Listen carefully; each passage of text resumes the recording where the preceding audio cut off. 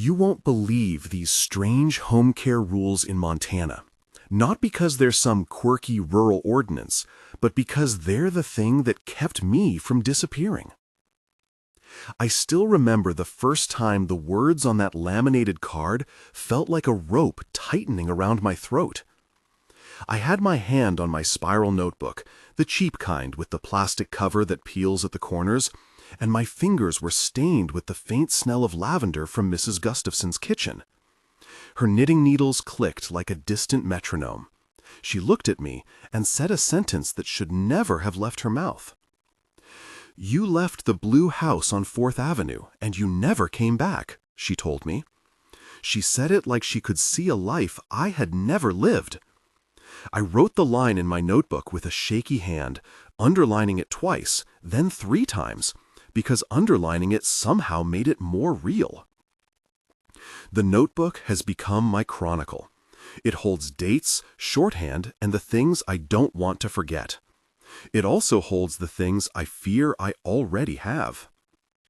If you're sitting at home, if you have a parent in a facility, if you are a nurse or a caregiver like me, if you work in cars that smell of peppermint and hand sanitizer and the snow that grates on Montana roads, if any of that is true, then please stick with me for a few minutes. If this story touches something in you, a quiet nod on the way out helps people who tell hard truths. If it matters, like and subscribe.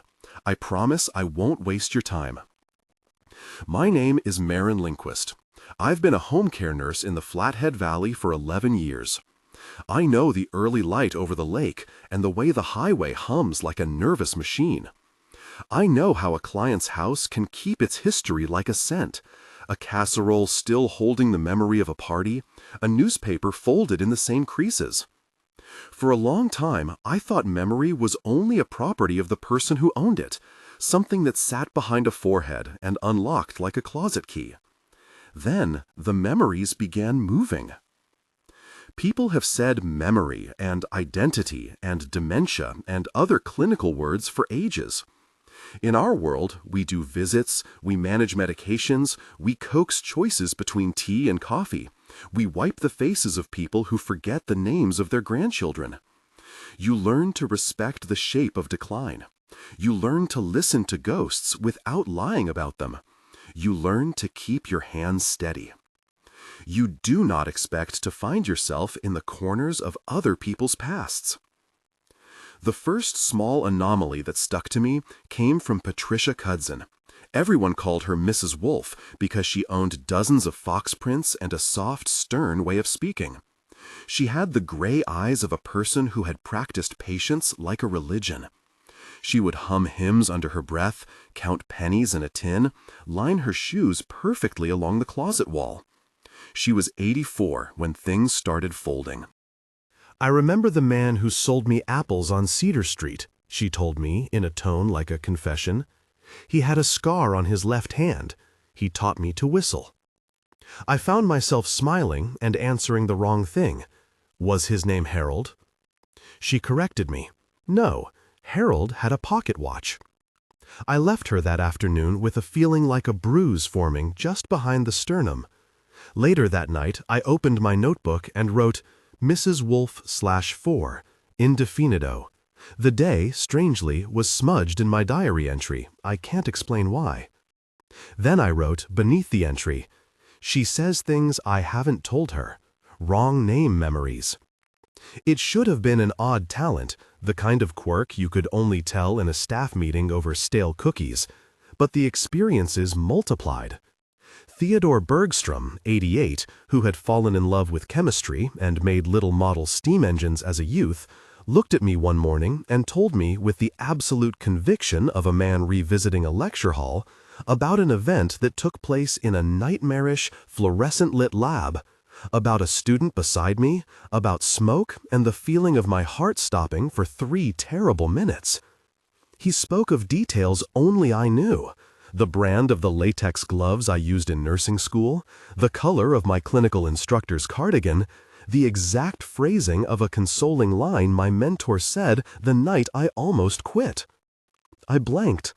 He spoke as though I had told him long ago, at a party or under the fluorescent glare of an empiric hallway, things I had only ever whispered to myself. I opened my mouth to deny it, to tell him he was mistaken, and he said my middle name in a voice that made it feel like my spine had been loosened.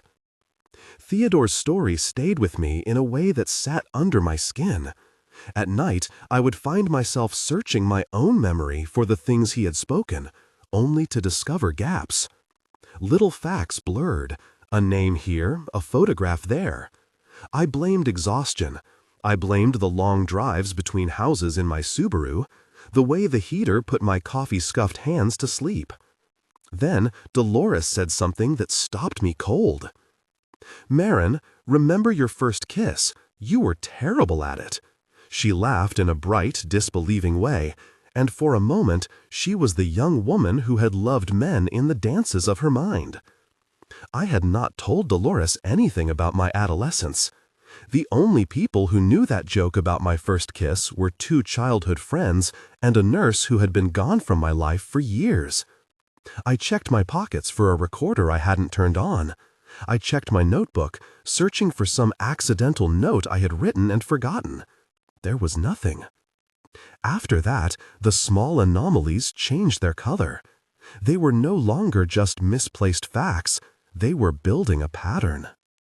My first concrete attempt at describing that pattern is in my notebook.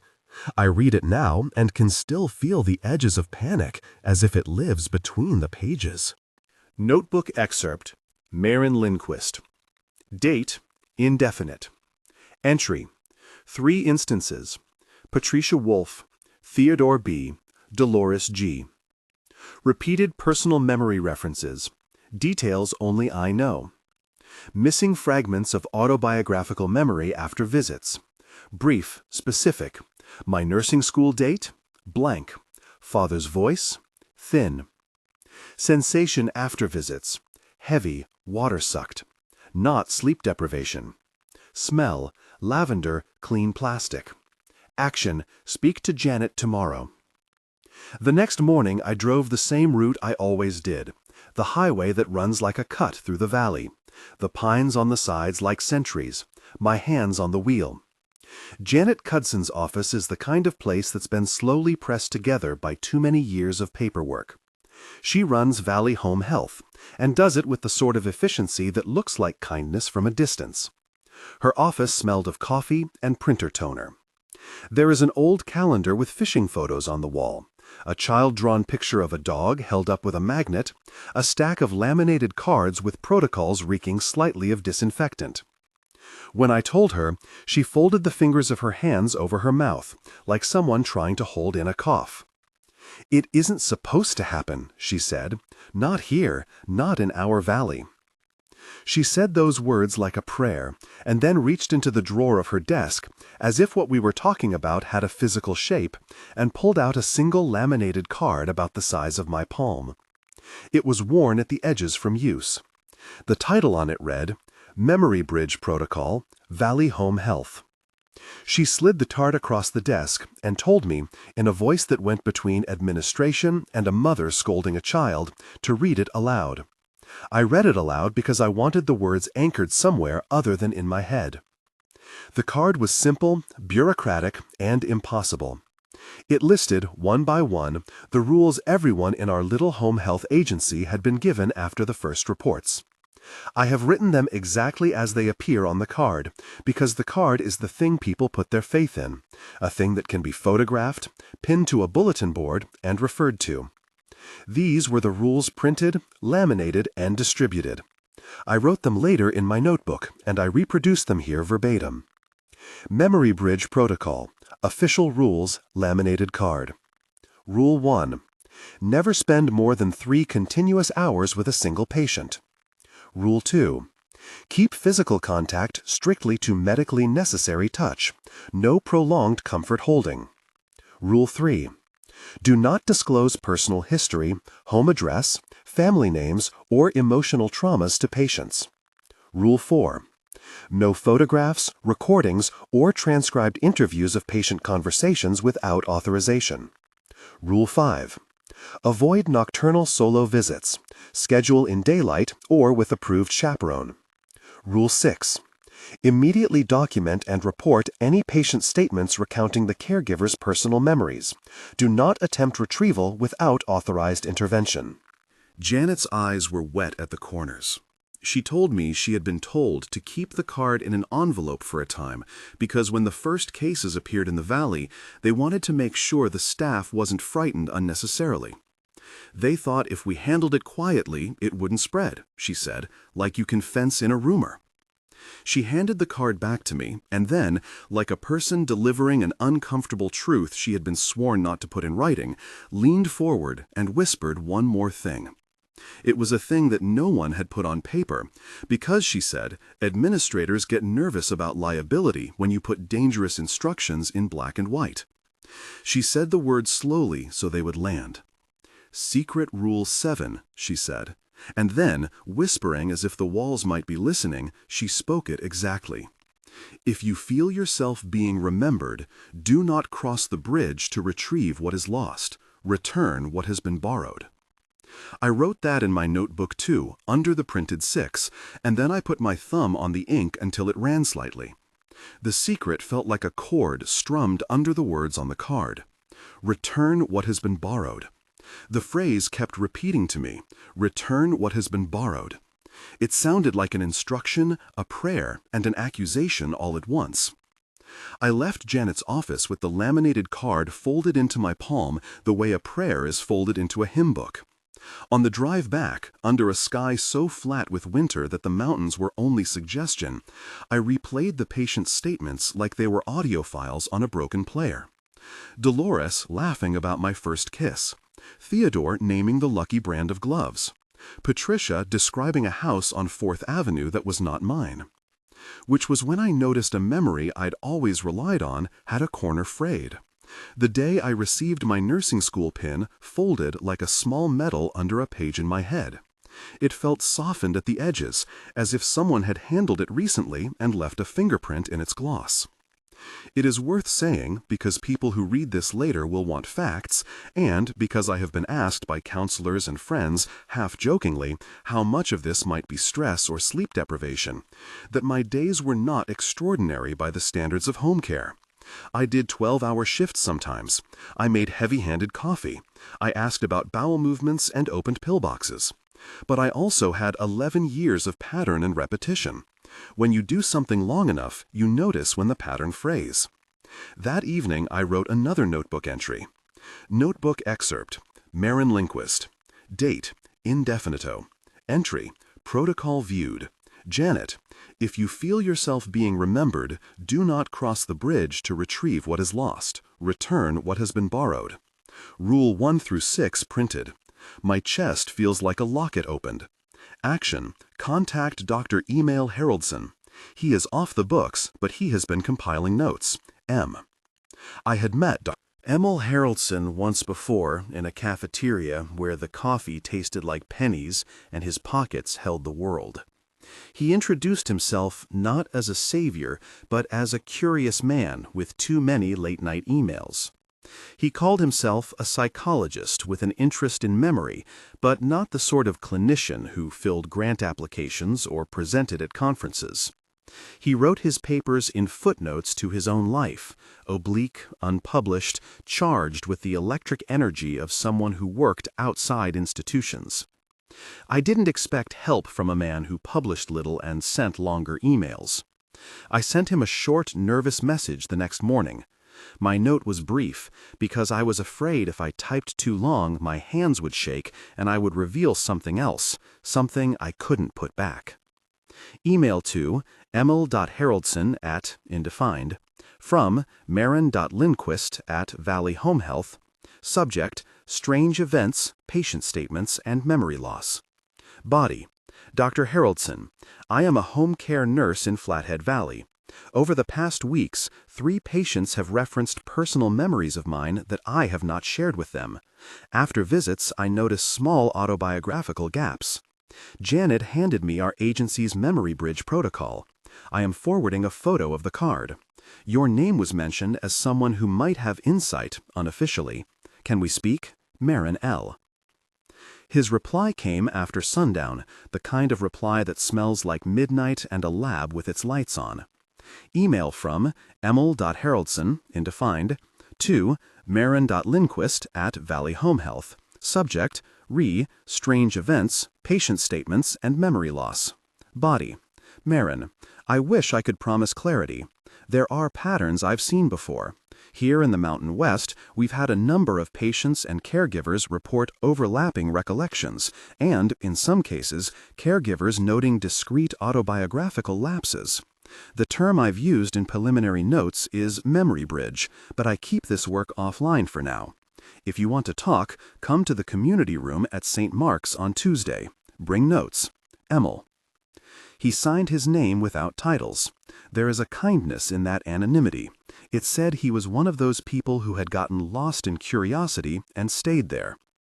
The community room at St. Mark's smelled faintly of lemon oil and spilled tea. I arrived early. Dr. Haraldson sat at a folding table with an older laptop and a pile of spiral notebooks, the kind you see in academic stacks and garage sales. He had a beanie hat, wire-frame glasses, and the kind of hands that had written too many late commensurate notes across margins.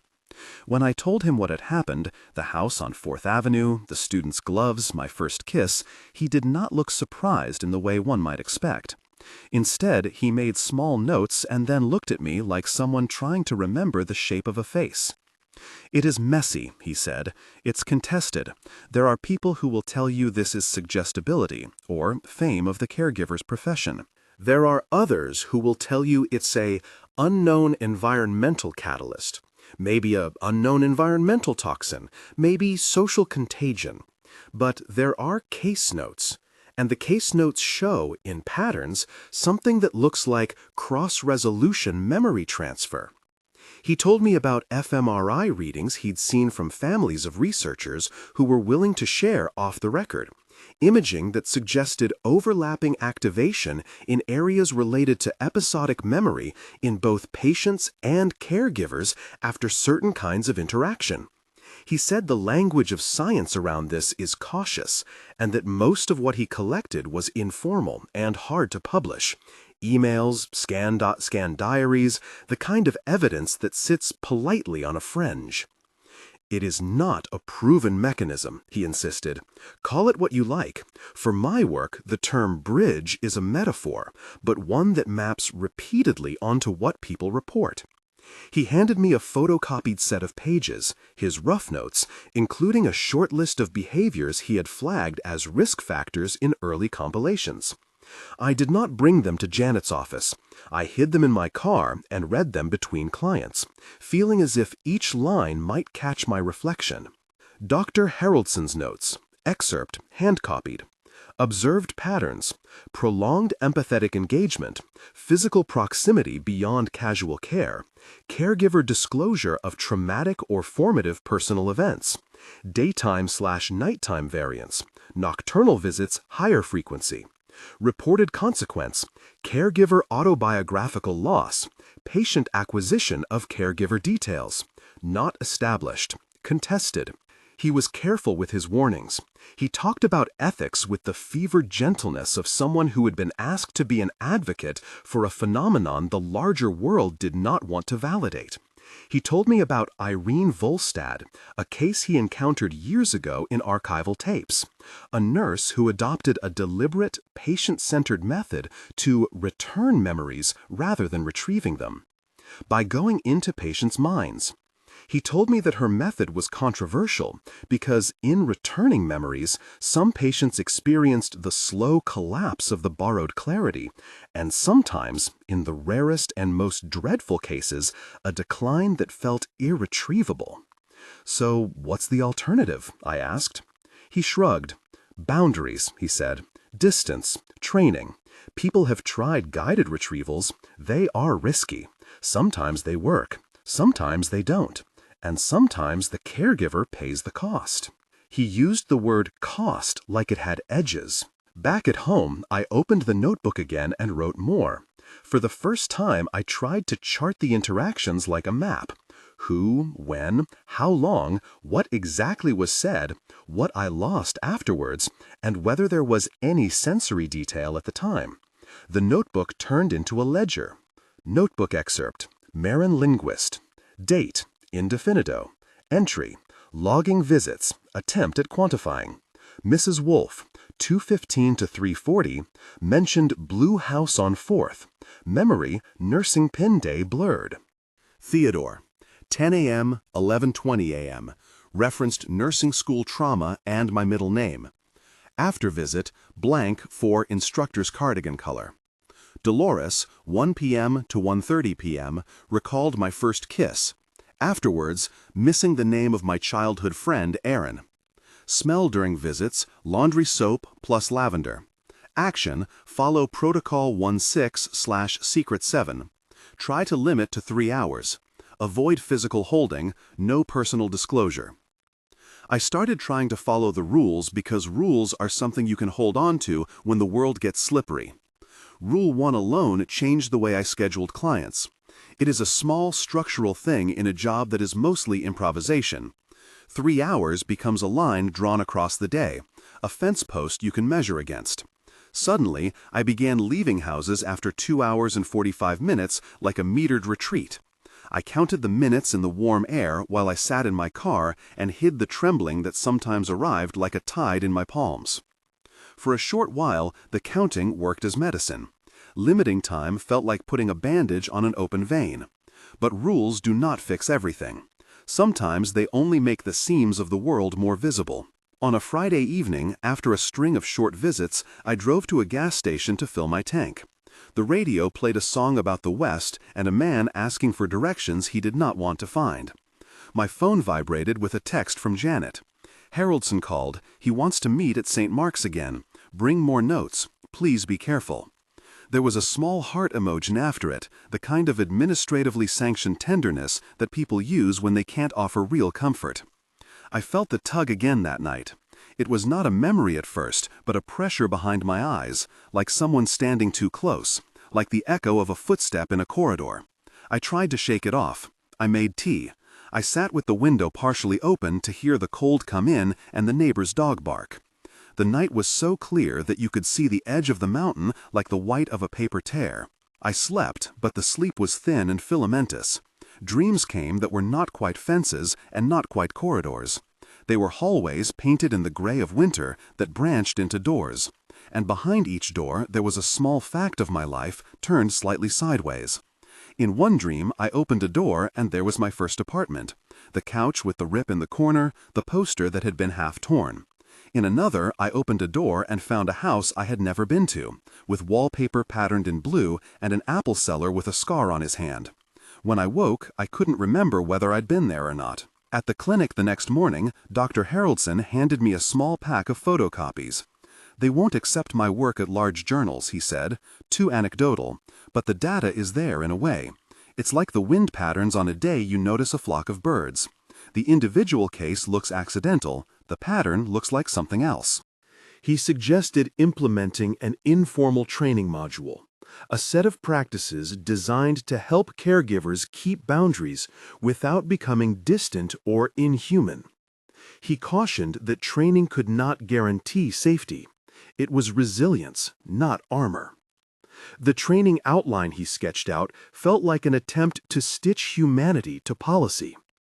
One section, which he titled Resilience Through Boundary Rituals, insisted on small, repeatable habits, timed visits, a ritual of debrief after each visit, a written log, and physical routines that signaled work to both caregiver and patient, a clinical clipboard, a timer on the counter, a cup of receding coffee.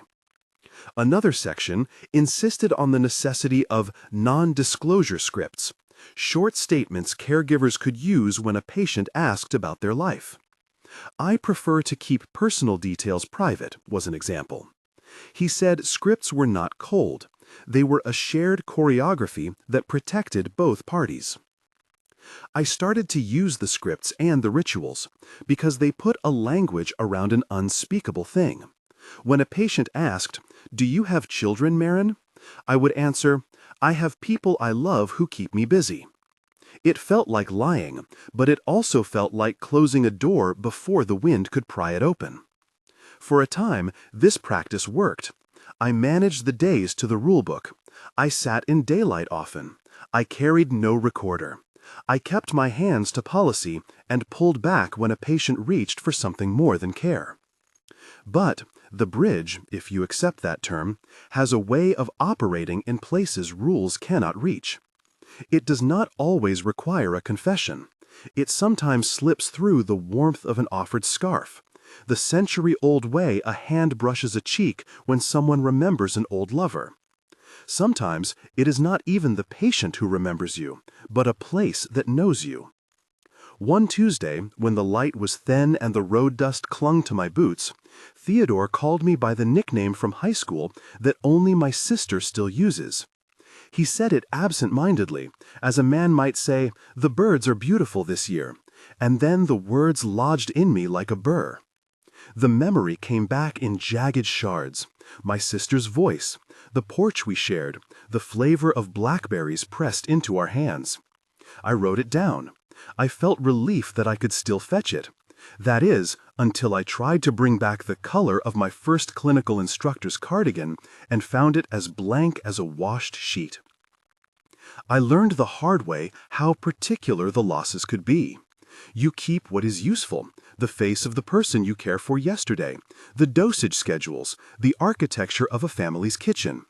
You lose small things that do not seem essential until one day they are the hinge around which a life turns. There are ethical questions inside the chest when you work like this. We are trained to comfort. We are trained to be present. We are trained to be there in the small and the large. When someone reaches for you for comfort, the sheer power of presence is part of what heals. But I began to see that presence has edges. Presence has a gravity that can pull things across.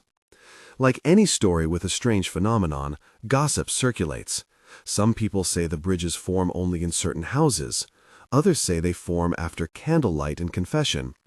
People look for causes that feel tangible.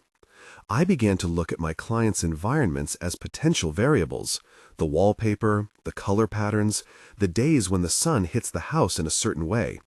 I confess, with a shame I cannot fully articulate, that I found myself noticing small details more than I had before.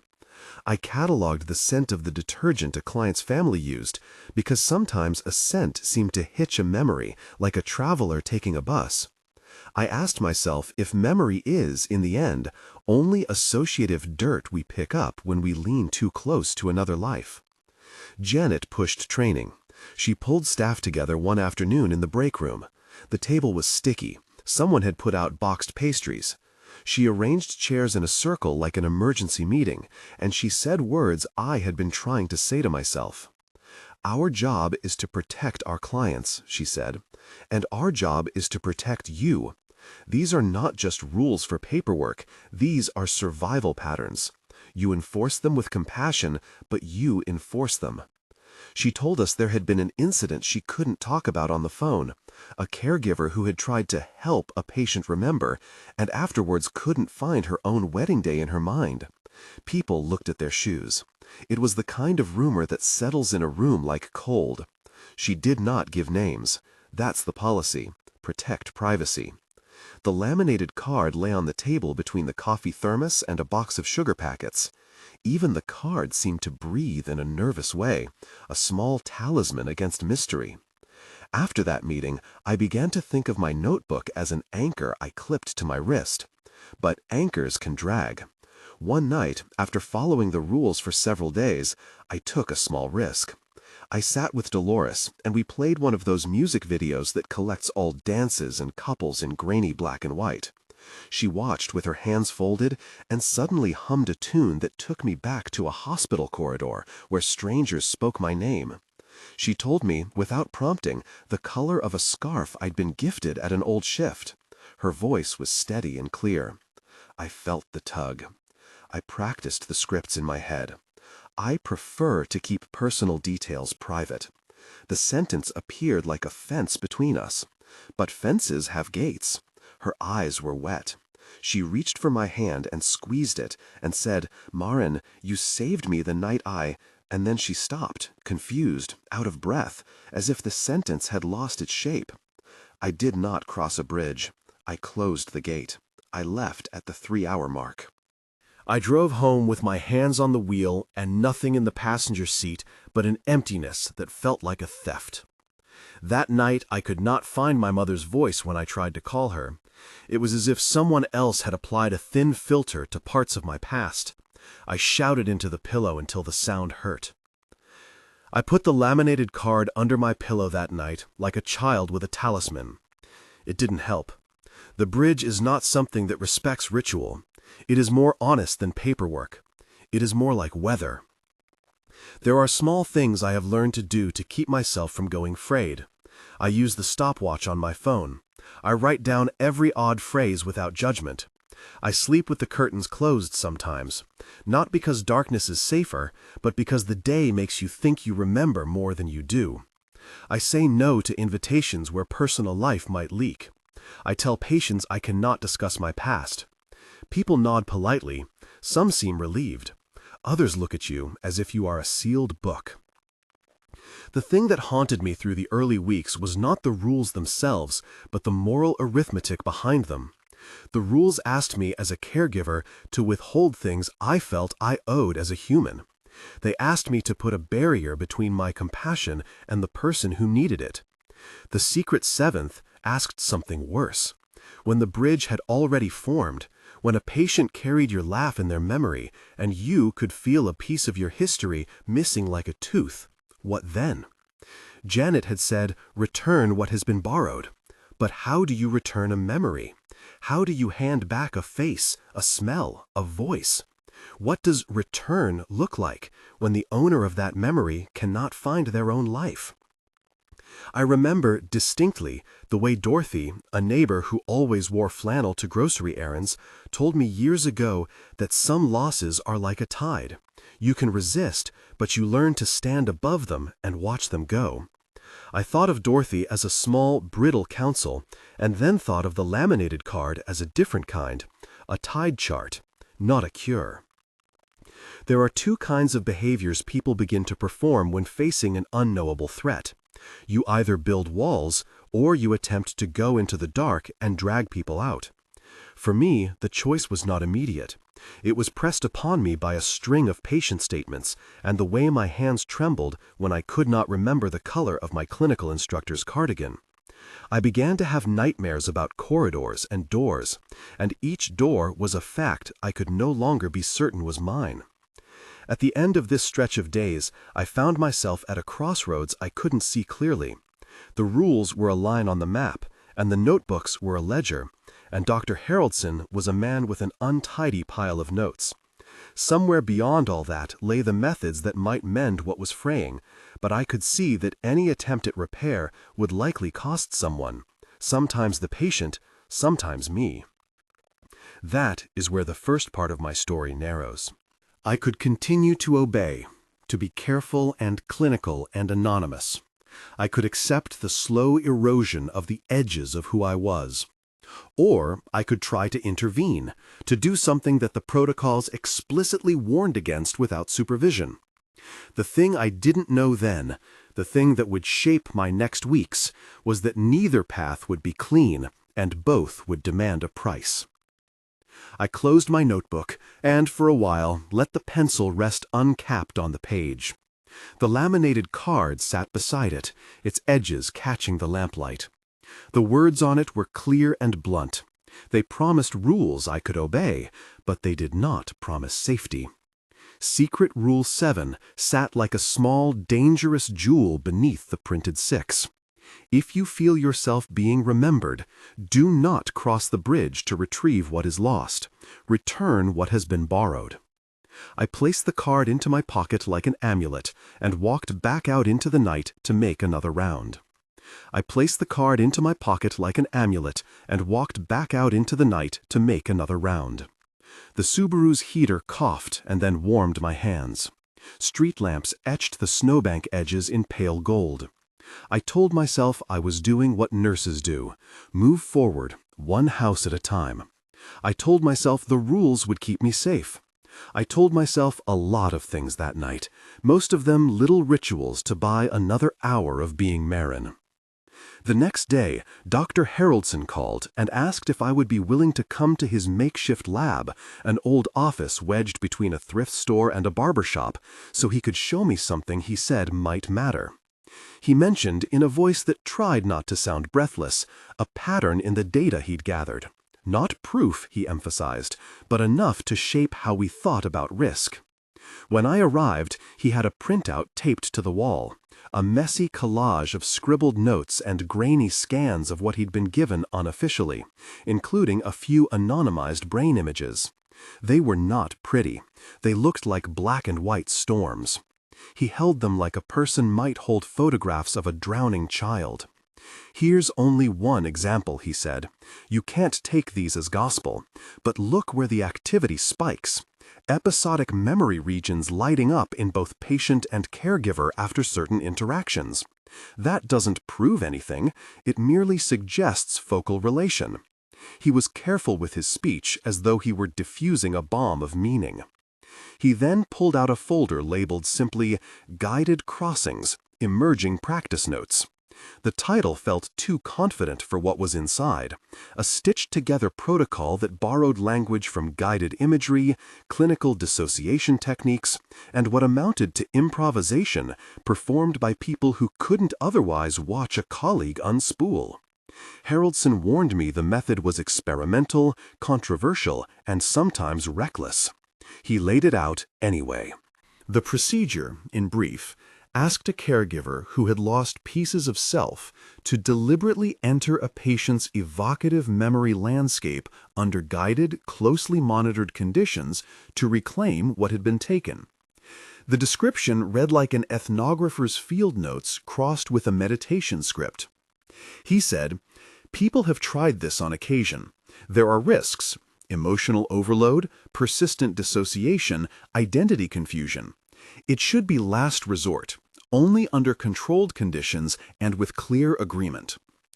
I remember the way the fluorescent bulbs buzzed when he said last resort. The word lodged itself like a small stone. In my notebook, I wrote, Haroldson, guided crossing possible but dangerous. Eligibility, repeated autobiographical gaps, patient identifying private facts. Consent from patient, complex. Janet must know. I left his office with photocopies and an invitation to try a supervised session if, and only if, I agreed to 3 things: an informed consent process, a monitored environment, and a strict time limit. He insisted Janet be present as witness and to sign off. I texted Janet, and her reply was terse. Meet him. Do not attempt anything alone. Bring notes, bring backup. That little string of capitals felt like a bell. The first guided crossing took place in a church basement. I remember the smell, old wax, and the sort of lemon cleaner the janitor favored it. Theodore sat in his recliner, a blanket across his knees, the afternoon light slanting across the knit. Haroldson set up a small battery-operated pulse oximeter and an old camcorder labeled Record Official. There was a legal-sounding consent form that even Theodore's daughter initialed with a hand that trembled. Dr. Haroldsson's voice moved like a compass. We will do this gently. Aim, retrieve a piece of your autobiographical life. Marin talks us in. You stay anchored to your body. Breathe. If anything grasps you, say the word anchor and we stop. He had me hold Theodore's hand for 10 seconds, then let go, then asked me to speak about the memory I could not find. He told me to picture the cardigan again, to picture the hallway, to walk the corridor in my mind like someone mapping a house. In my notebook, I captured the transcript in shorthand. Notebook excerpt. Marin Lindquist. Date, indefinito. Entry, Guided Crossing 1. Theodore. Observations. Haroldson, calm, pulse wave stable, camera rolling. Instruction. Marin narrates memory of nursing pen ceremony. Location, smell. Patient reported, you told me about the smoke in the lab. Hearing my words. Retrieval. Flash. Color, plum cardigan. Result. Recollection arrived. Instructor's name, Miriam, and the smell of disinfectant brand, Clarax. After session, exhilaration, followed by an hour-long void. Minor amnesia. Childhood dog's name slipped. Action, rest. No further crossings today. The retrieval worked in the immediate sense. I could see the cardigan's plum stitch at the edges of my mind, and recall the name of my clinical instructor as if it had been tucked there all along. We celebrated that small victory like a private conspirator's joy. Theodore smiled in that way people do when something solid settles into place. For a few hours I felt like a whole person again. Then the other shoe dropped. That night a thin pane of memory fell away, the name of the dog I'd had when I was 7. Small things went missing in exchange. I recorded it in the notebook with a hand that shook. Found, Miriam. Lost, Poppy. I slept badly. In the morning I could still see the plum, but the places that had given me a life, the stories that made me not just a nurse but Marin, felt like a scrim pulled taut against the light. Haroldson was somber when I told him. "That's the hazard," he said.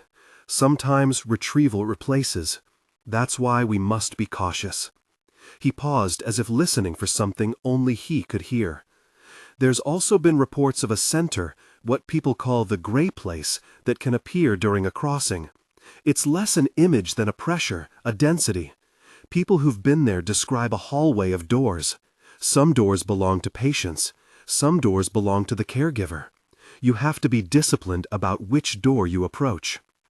On a photocopied page of his notes, he had scribbled, in a shaky hand, a passage he attributed to a colleague. Gray place description. Corridor of neutral doors, central node, entity reported as the keeper by 2 witnesses. Not physiological, phenomenological. Treat as metaphor until proven otherwise. Ethically fraught. The term keeper made my stomach clench the way certain names can. It anthropomorphized the menace. It made the corridor less abstract and more predatory. I found myself dreaming of it at night. A central room where lost facts were stored behind glass. I would stand outside, pressing my palm to the cold, and feel the surfaces slide away. We performed 2 more supervised crossings over the next 3 weeks. Each had its own price. The first reclaimed a memory of my father's voice, humming a lullaby when my sister and I were small. The patient who had given it back laughed like a woman who'd been given candy. But the next morning I couldn't remember the street name of the place I rented when I first moved out. Another exchange. A clinical detail for a piece of my childhood. Retrievals were effective, but the balance sheet was cruel. Gain 1, lose 1. That imbalance added a moral dimension to every choice. What right did I have to borrow back fragments of myself if the cost was, even in part, another piece of my life? If the exchange meant that some patient regained a tenderness that had not been theirs, was doing so a kindness or theft? The secret 7th rule clicked in my head like a warning light. If you feel yourself being remembered, do not cross the bridge to retrieve what is lost. Return what has been borrowed. The rule felt more like a vow each day I woke with a new gap. Meanwhile, the valley hummed with its own theories. Rumors proliferated. Some staff swore the phenomenon appeared after candlelit reminiscing. Others after a caregiver disclosed trauma. Others insisted it was tied to specific houses, the ones with wallpaper and attics that smelled of wood polish and old photographs. A few people whispered about a chemical in certain detergents. We speculated like children about why tides come in. Janet, who had earlier admonished us to enforce with compassion, became more strict. She circulated a memo that read like a toughened-up version of the laminated card, adding checkboxes and timesheets. In the margin of one of her notes, she scribbled a small, personal observation. We can't cage memory. We can only set fences and teach people to use the gates. She had the look of someone carrying a ledger she did not want to keep. And then, out of the blue, Dolores's daughter called to tell me something I had not expected. Dolores had been more lucid lately, which was both a blessing and a weight. Her daughter said, "Mom wants to see you tomorrow. She says she remembers you and wants to return something. She called it a small piece of the girl you were." I wrote the appointment in my notebook with a hand I hoped would stay steady. The next day, I sat in Dolores's sunroom with her knitting in her lap, and she looked at me with a clarity that felt like electricity. "I think you've been making up for something," she said, smiling. "You were always terrible at that first kiss, weren't you?" She laughed and squeezed my hand. I knew then I couldn't do another guided crossing with her. Not because I was afraid of the mechanics. By then I had sat through hours of theory and watched the camera light blink. But because the idea of taking Dolores's recent lucidity in exchange for another small fragment of my history felt like a theft done with a smile. I thought of Janet's secret rule, and the phrase, "return what has been borrowed," echoed in me again. That evening, I read more of Haraldson's files and found mention of a name that held its own reputation, Irene Volstad. The archival notes were yellowed and thin, like things rescued from a well. Irene's method, what Haraldson called the conscious return, was not about crossing the bridge into patients' minds, but about bringing the patient's memory back into their own bodies by staging scenes in the physical world. It was a practice of handing back, not taking. Irene's case notes were stark and restrained. Irene Volstad, case excerpt, archival. Client, M.E., dementia, mid-stage. Intervention, staged environment reconstruction. Patient-led reminiscence, refusal of caregiver retrieval. Result, patient rediscovered 3 personal identifiers. Caregiver reported loss of 2 peripheral autobiographical facts. Long-term effect uncertain. Ethical note. Return rather than retrieve. Aim to restore patient's narrative pathway. Consent and sacrificial framing necessary. Observer, H, indefinito. The notes read like a series of confessions. There was a line I couldn't forget. Returning is heavy work. You watch the set you build fall apart when borrowed memories go home. Another line, in a different hand, warned that giving back sometimes meant watching a patient slide into confusion again. Volstad's work had not been without casualties. I found myself reading those pages late into the night. The method felt right, in a way that retrievals did not. You were moving things in the direction of their origin, not dragging them back across shore. But the cost, the archival pages warned, was not zero. When patients lost the borrowed clarity, they sometimes retreated into a fog that did not always lift. There was a grief in the notes that felt like a tired hand on a shoulder. We chose the patient's narrative over the caregiver's completeness. Choose carefully. I made a decision then. I would try to return what had been borrowed. I would test Volstad's method in its gentlest form on Dolores, and see if, by staging small events, we could nudge her own past back into focus, and, in doing so, release from her the fragments of me she had been carrying. The first conscious return session with Dolores was simple and tactile. We recreated the kitchen she said she remembered from youth. A plate of lemon cookies, a chair by the window, a radio playing a song from her era. I invited Dolores to tell stories, and I let the room become a stage for her past. When she began to speak about her own childhood and not mine, I felt something in my chest unwind like a tightened spring. She began to tell a long story about a summer lake and a father who whistled while he worked the oars. As she spoke, a memory that had lodged in her, my first kiss, shifted like a pebble sliding back into a creek. She smiled and said, "I think I had that mixed up with someone else." It felt like a small, tender hand handing me a paper bag I had been hunting for. It felt like relief. But relief had a price. Over the next weeks, Dolores's clarity, which for a time had been bright, began to wane. She grew quieter. Some mornings she would look at the garden outside and not recognize the begonias she had tended for decades. On a Friday, the volunteer beside me cried in the hall and said, "We gave her back who she was, but now she seems so small." The volunteer's voice held a kind of holy bruise. I wrote that in my notebook with a pen that left a heavy mark. Notebook excerpt. Maren Lindquist. Date. Indefinito. Entry. Volstad Method Trial. Dolores G. Outcome. Released my first kiss memory back into her narrative. Immediate effect. My sense of self more intact. Medium-term effect. Dolores shows fluctuations. Episodes of reduced lucidity. Moral weight heavy. Family thankful but unsettled. Action. Counsel with Janet and Haraldson. Consider criteria for Volstad application. That moral weight pressed on me.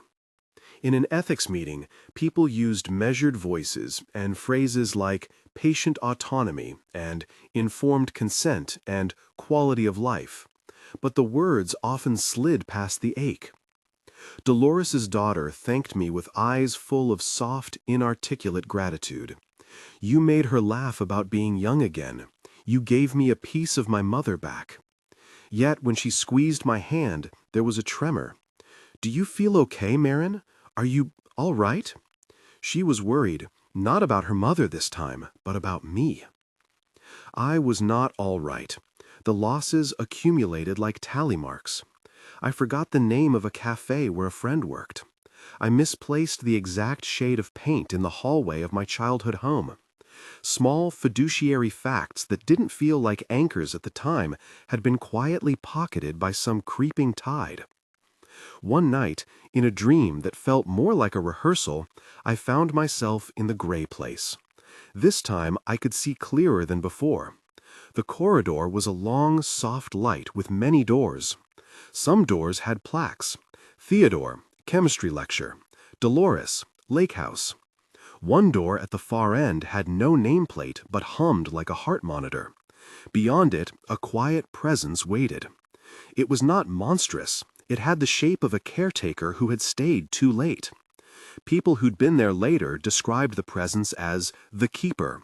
Not evil, but a kind of archivist that held what didn't fit. When I asked the keeper for my lost things, it smiled and said, "Only in trade." I woke with my mouth full of cold air. I wrote a long entry about the dream. Notebook excerpt.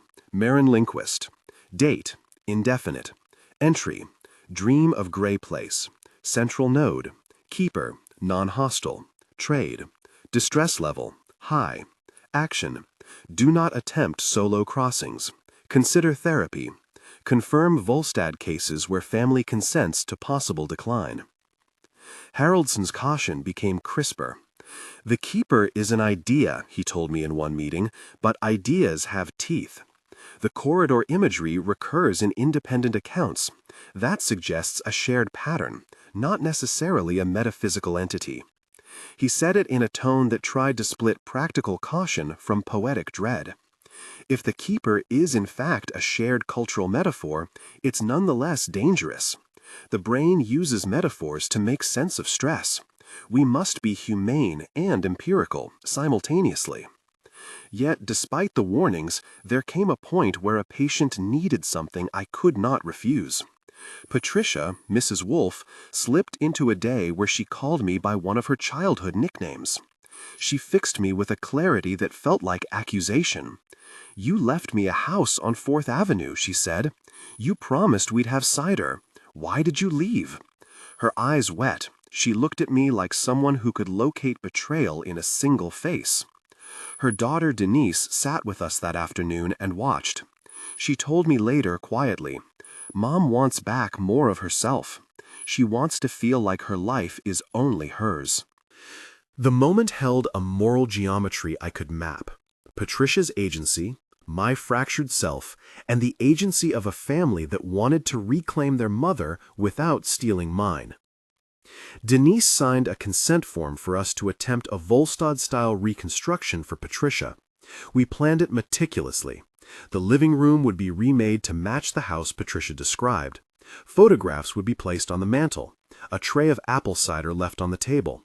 The idea was to create enough context and sensory cueing to let Patricia reconnect to her own past and, in doing so, return the fragments that had wormed into her mind.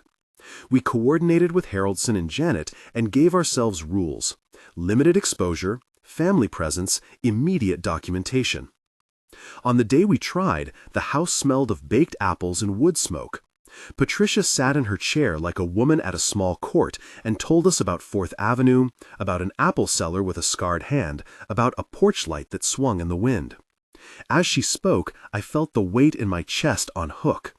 The detail, how the porch light hummed, came back into her voice. A memory I had been wearing like a borrowed coat, unfastened and slid back onto its owner. At one point she turned to Denise and said, "Your mother always loved visiting Fourth Avenue. We used to stop at Marlowe's stall." The name lodged like a peg. Denise's face smoothed like a cord being pulled tight. She cried, a soft, grateful sound. But the cost, when it came, was a quiet arithmetic. In the day after the session, one of my more fragile childhood recollections, the smell of my grandmother's jam kitchen, slid away and couldn't be fetched. I recorded, "Return success. Patricia regained multiple ornaments of memory.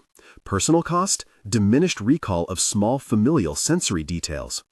I tried to calculate whether the exchange was fair. It felt impossible to render into numbers.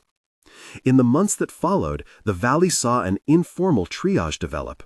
Haroldson, Janet, and I drew up a tentative set of criteria for applying Volstad's method: clear patient consent, family understanding of potential decline, presence of multiple staff during sessions, and, crucially, a clear acceptance by the caregiver that their own memories might not return in full. We highlighted, in bold in the draft, the secret seventh. If you feel yourself being remembered, do not cross the bridge to retrieve what is lost. Return what has been borrowed. We placed that sentence on the first page of the training outline like a stern motto. It was the phrase that had kept me awake and the phrase that forced an ethics conversation in a break room crowded with people who had become less certain about the shape of their work. There was a moment when I considered stepping away entirely. My hands trembled too often, my sleep fractured into dream corridors. Friends asked if I'd seen a counselor. I did. I found someone who listened without the insistence of solutions. She asked, simply, "What would you get back if you could choose one thing?" My answer was immediate: my father's laugh. The question revealed my heart like a pitfall. By then, word had gone beyond our valley in small ways. Haroldsson's off-the-record emails had reached a sympathetic journalist who wrote a piece in an online magazine that framed the phenomenon as a mysterious caregiver contagion. The piece's headline made Janet furious. "The valley is small and the internet is loud." Liability conversations began in municipal rooms, in the quiet corners of lawyers' offices. People who work in care are not trained for the kind of attention the public gives strangeness. We were suddenly visible in a way that was terrifying. I kept working because people needed help and because the ledger in my head had become part of my daily routine. I also began, clandestinely at first, to teach a small cohort of newer caregivers what we had learned. We met in the back room of the hospice center on Wednesday evenings. I called the module Boundary Awareness. The slides were simple: bullet points, pictures, scripts. My handwriting appeared on laminated cards where the official card left off. Training slide excerpt, Boundary Awareness module, verbatim adapted. Slide 1. Memory bridge, contested phenomenon, treat as in-story risk factor. Slide 2. Official rules, Valley card, memorize and follow. Slide 3. Secret Rule 7. If you feel yourself being remembered, do not cross the bridge to retrieve what is lost. Return what has been borrowed. Slide 4. Behavioral practices, timed visits, non-disclosure scripts, debrief ritual, family inclusion. Slide 5. Volstad method, patient-centered reconstruction, family consent mandatory, expect possible decline, ethical checklists. Slide 6. self-care and monitoring, therapy referrals, rotation plans, mandatory reporting of personal memory gaps. I taught people how to say the scripts without sounding like robots. I coached them on how to use a timer in a house where time had stretched into a soft, pleading thing. We practiced phrases like, "I prefer to keep personal details private," which feel designed for forms but feel lifeless to offer a trembling soul. In those sessions, trainees asked the questions I had once asked myself. What do you keep? What do you give? How do you love professionally without giving yourself away? One trainee, a young woman named Lila, asked a question that lodged like a stone. What happens if a family doesn't want you to use the Volstad method because they think it's too risky? She had recently lost a grandmother to advanced dementia, and her voice quivered. I answered the way I had learned to answer. We weigh harm against meaning. We did not have a clean calculus. We had conversations and care plans. We had consent forms and hard decisions. There were nights of rage and grief. I remember the day a caregiver I respected, Leah Sorensen, sat in the break room and told us, quietly, that after a retrieval session she could not remember the time she had danced at her wedding. She had a photograph of the day in her wallet, but looking at it felt like seeing someone else's life. She cried softly, and then called her spouse to tell him she loved him, as if saying it out loud might anchor something real. The story spread, and hardened into a sobering example. There were also consolations.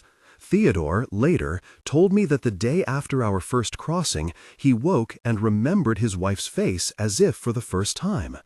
He held her photograph and wept like a man who had been given air. Some exchanges were undeniably humane. We were sometimes witnesses to a river of small mercies, even as we paid tolls. The ethical pressure came to a head with Mrs. Wolfe. Her family asked us to attempt a full reconstructive day for Fourth Avenue. They wanted to see if they could restore a continuity to her life that had been stolen by decades of small drift. We planned for a long day and invited Denise and a small team to help stage elements of the house Patricia described. We found a few props: a tin of pennies, a patched shawl, an old apple crate.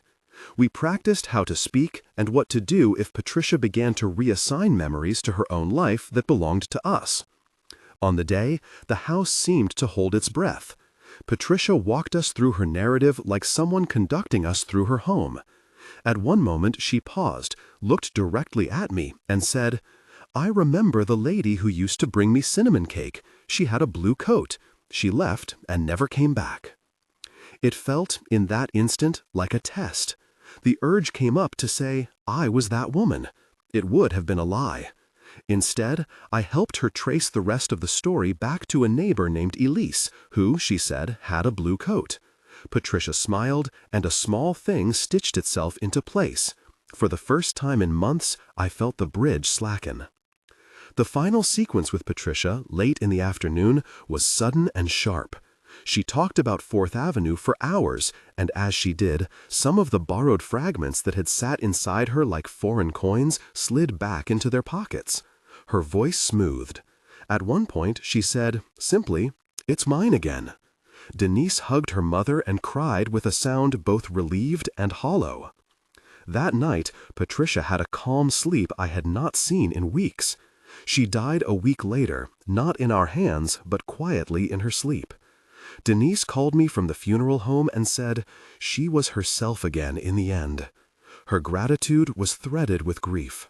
I went to the funeral and watched as people read poems and spoke in small, important sentences about memory and identity. The valley did what valleys do. It mourned in a way that made an elegy of everything. I left the funeral with a hollow place in my chest, but also with something else, a resolve. I could not pretend that our work had no cost.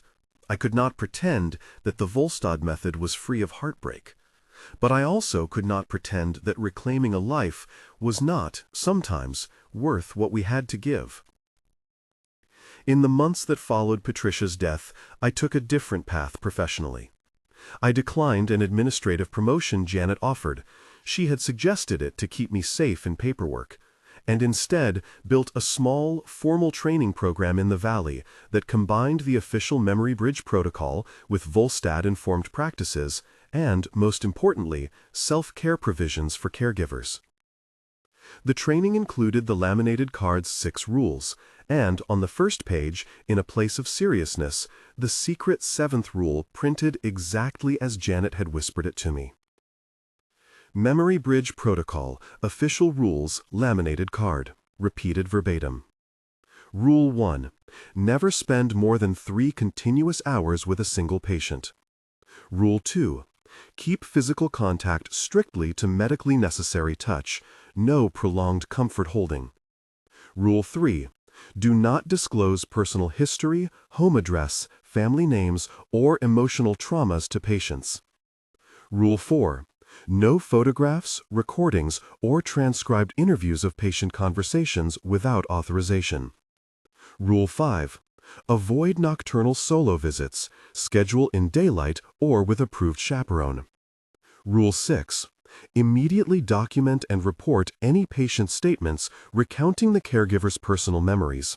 Do not attempt retrieval without authorized intervention. Secret Rule 7. If you feel yourself being remembered, do not cross the bridge to retrieve what is lost. Return what has been borrowed. Seeing those words in black and white in my own training packets made them feel less like a superstition and more like a covenant. I taught the program with a seriousness that could sometimes read as dour to trainees who expected cheer. I did not flinch from telling them about retrievals that had worked, retrievals that had failed, and the Volstead cases that had brought solace, accompanied by sorrow. My pitch was blunt. This is not a bomb. It is a set of practices to reduce harm and to preserve the dignity of everyone involved. We included role play, risk assessment checklists, journaling practices, and a module on how to tell a family about possible consequences. We also instituted obligatory rotation policies. No caregiver would be allowed to have the same case more than called out amounts within a window, to limit cumulative exposure. We encouraged counseling and set up a small peer support network that met weekly in the hospice back room. The Valley's formal institutions were wary at first. County meetings discussed liability. The lawyerly language made my stomach churn. But slowly, after Patricia's case and the quiet advocacy of a few families, Valley Home Health adopted our training as an optional module. Janet, who had that steady, worn look of someone who'd carried a company through rough weather, allowed me to pilot the course for new hires. It felt, in a certain way, like closing a loop. Not every outcome was tidy. Some caregivers who entered training reported lingering gaps. One of them, a woman named Bridget Nolan, later fell into a severe depression that we could not fully attribute to the bridge phenomenon. We treated everything with care and noted correlations in our files, but correlation is not causation. We do not pretend the bridge explains everything that happens to people who care for others. There are still nights when I find myself standing at the kitchen sink not knowing the name of a shop I frequented 10 years ago. There are afternoons where I can locate a face but not the exact cadence of its laugh. My ledger is stained but legible. The trade-offs I have made are real. I have also, in small, stubborn ways, held on to the things that make me me. Sometimes people ask me if the memory bridge is real. I answer as I always do. There is a pattern here we cannot ignore. There are experiences that appear repeatedly in caregivers' notes. There are decisions we can make that minimize risk, and decisions that may help a patient at cost. We frame the phenomenon not as an established medical condition, but as a contested, documented set of occurrences in our valley. Well noted in our notebooks, whispered in clinical margins, and etched into the laminated cards we hand to staff. We call it a bridge because it helps us picture the transfer, but we do not pretend we have mapped its foundations. If you came to this story for neat answers, you will find none. If you came for a cautionary tale, here it is. Compassion without boundaries can erode the self. Boundaries without compassion can starve the human of connection. The rules in Montana, our strange little list printed on a worn card, were neither arcane nor mystical. They were pragmatic attempts to keep two truths in balance: the dignity of the person who needs care and the integrity of the person who gives it. There is one more document I keep with the others: an email thread between me and Haroldson after a training pilot. I copied it into my notebook because it reads like a covenant between two people who have learned to say, "I don't know," and "I'll be careful." Email excerpt from Marin.Lindquist at Valley Home Health, excerpt, to email.haroldson, excerpt, subject, post-training reflections. Body. Email. We ran the pilot. People cried. People left with strategies. We emphasized rules 1 through 6 and secret rule 7. I wanted to say thank you and also to say the cost is heavy. We returned some things to their owners, some things slipped away. We try to be honest with families. We try to prepare caregivers. M. Email excerpt from email.haroldson, excerpt, to Marin.Lindquist at Valley Home Health, subject, post-training reflections. Body. Marin. That is as honest as it gets. Keep documenting. Keep insisting on consent. Keep making the training practical and human. The rest is beyond our control, but not beyond our care. And so we continued.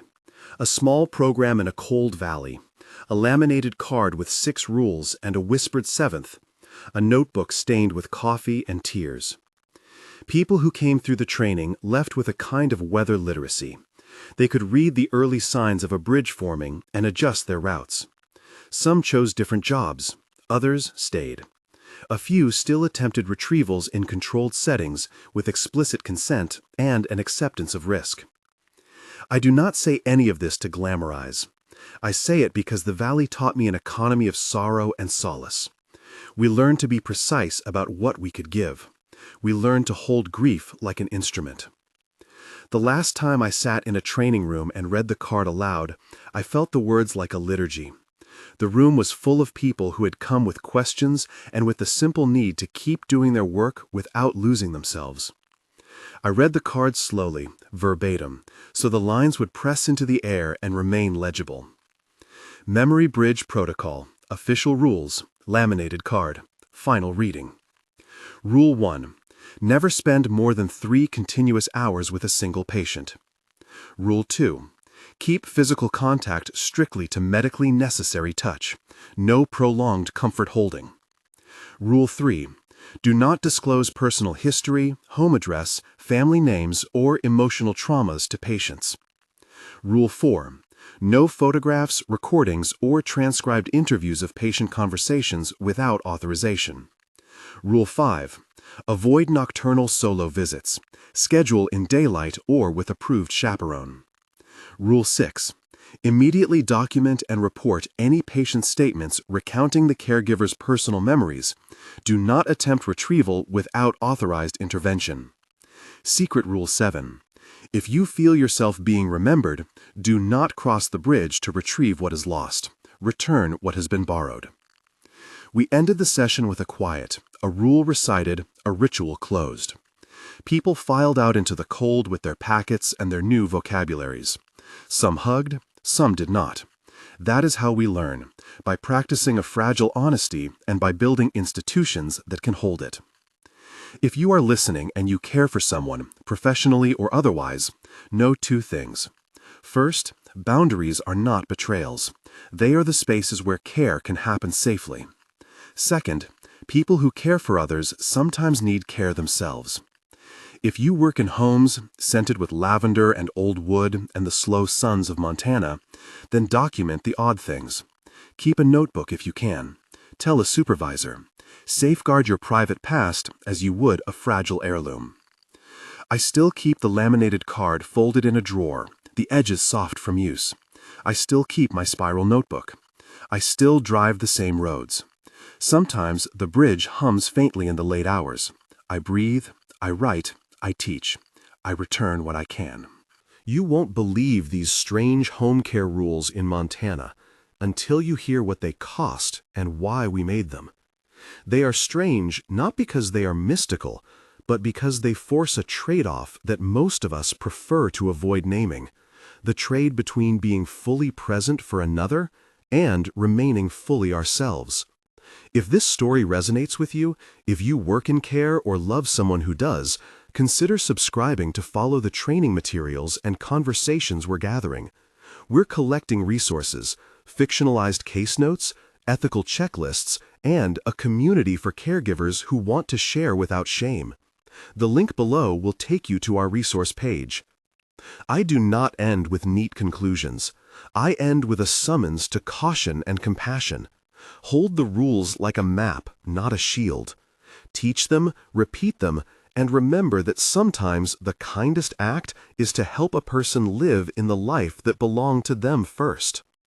In the end, the rules in our valley didn't stop every heartbreak. They helped us keep track of what we were willing to lose and what we would not give away. They kept some of us here. They kept some of us whole enough to keep going. If you stay with this story, promise me one thing. Keep your notebook close. And when someone asks about your life, decide, before you answer, whether to open the door. The valley taught me that the difference between saving and being lost is sometimes the way you close it back up again.